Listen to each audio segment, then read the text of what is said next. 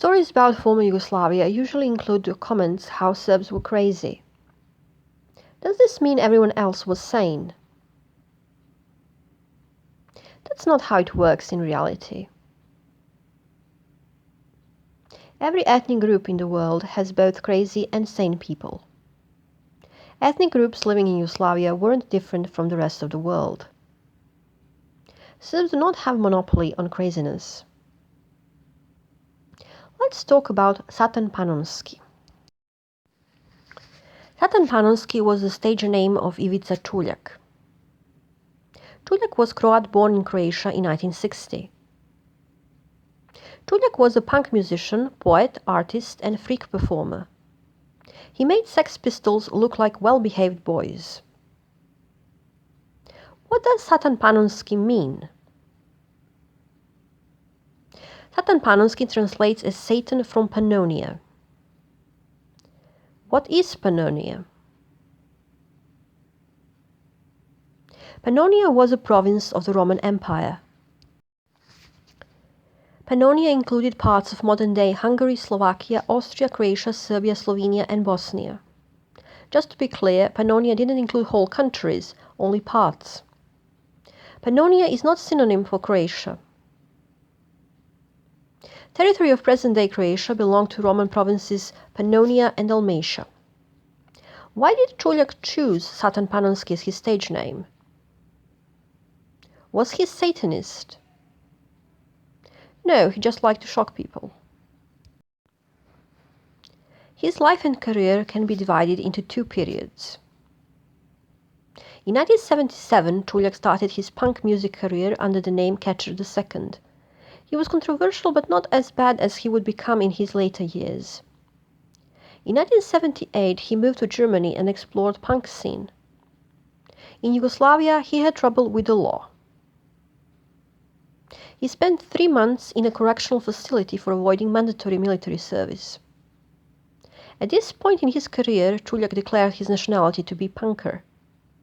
The turning point in his life happened on 29th November 1981. Yugoslavia's Republic Day was 29th November. Every year, 29th November was celebrated across Yugoslavia. Čuljak attended concert of Meri Cetinić, famous Croat singer. During concert, he stabbed one man 15 times. The victim died instantly. Čuljak claimed self-defense. But stabbing someone 15 times cannot be described as self-defense. Čuljak said the victim harassed his brother.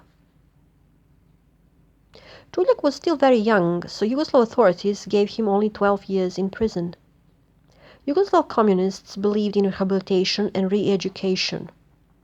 Murderers would get lighter sentences if they were young. At the time of the murder, Čuljak was only 21. Čuljak was supposed to spend 12 years on Goli Otok. Goli Otok translates as barren island. Goli Otok was barren island that served as prison between 1949 and 1989. Goli Otok was most known for political prisoners.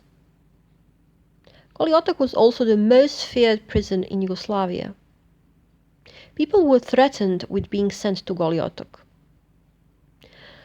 Goli Otok was known for beatings and torture. Luckily for Čuljak, he ended up in Popovača, near a psychiatric clinic. Čuljak remained in the clinic until 1989. He was diagnosed with borderline personality disorder. After being released in 1989, Čuljak returned to his career at full speed. In a very short amount of time, he made 2 music albums and wrote a book. He adopted Satan Panonski as his alter ego. His performances became more shocking. Čuljak was known for engaging in the acts of self-harm in front of the audience. He would cut himself, smash bottles on his head, and stab himself with safety pins.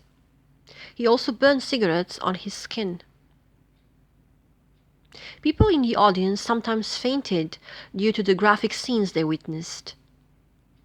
Čuljak justified his actions as necessary for liberation of his audience.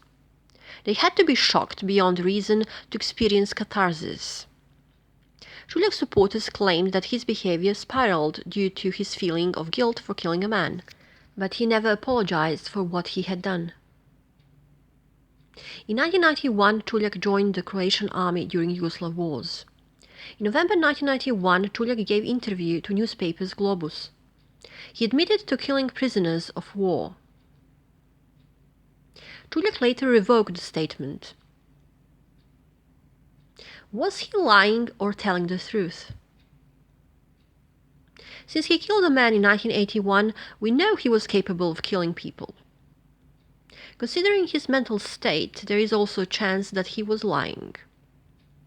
People with mental illness often do not distinguish reality from hallucinations. His last music album was called Kako je punker branio Hrvatsku, English, How Punker Defended Croatia. On this album, Juliak openly discussed killing Serbs and promoted violence.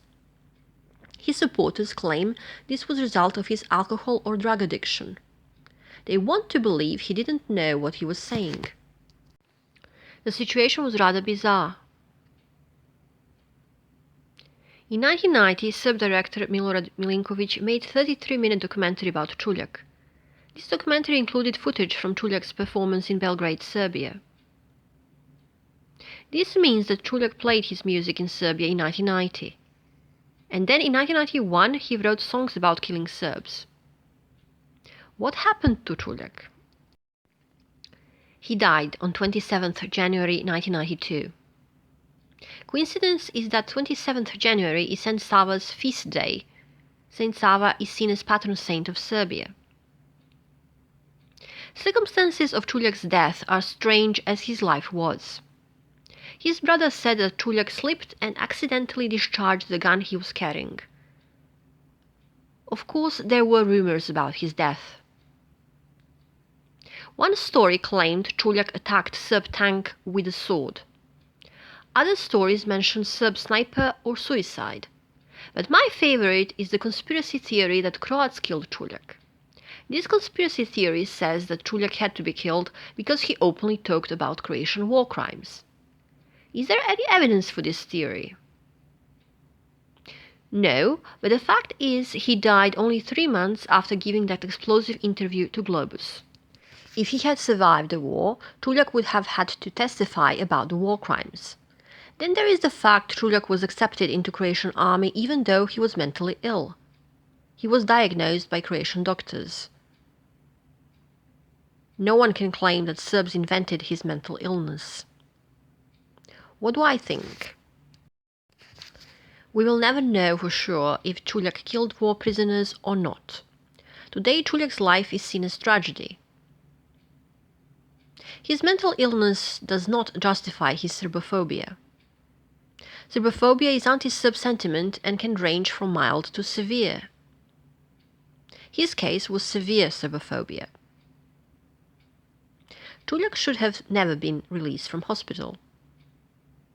After all public acts of self-harm, Juliak should have been sent back to hospital. Either he wasn't taking his medicines or they stopped working. Dead at 31, he left some dark legacy behind. I heard gossip that Juliak killed cow or sheep with a chainsaw during one of his performances. For the sake of global mental health, I really hope this isn't true.